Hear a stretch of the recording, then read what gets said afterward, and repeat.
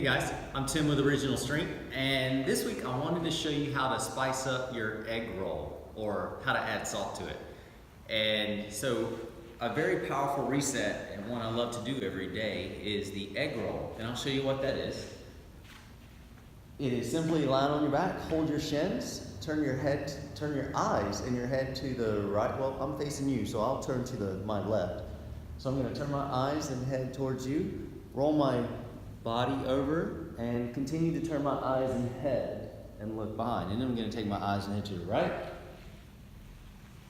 and go to the right. How you doing? So this is the egg roll, or the scrambled egg roll. And to add salt to this, we're just going to play with head movements here, head and eye movements. So I can be here. I can do head rotations. I can do head nods. And head nods here. Do head nods here. But the point is lead with the eyes, let the head follow, and so you can do these however your neck will allow you to move. So if I'm working the scrambled egg roll, I can just throw in the head motions.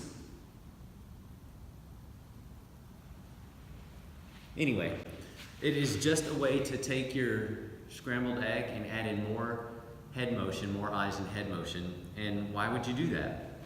One is because you can, and two is you're using a different body positions to just kind of challenge how you can move your head. And all you do is you just move where you can move, and you don't move into pain, and you move where your body allows you to go. And there's benefit in that because every muscle in your body is attached to how your head moves.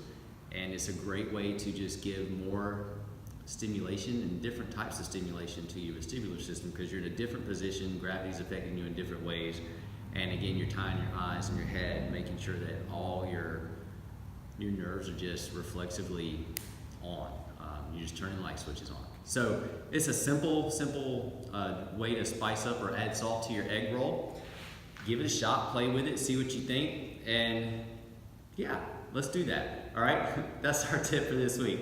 I'm Tim with Original Strength, and we'll see you next time.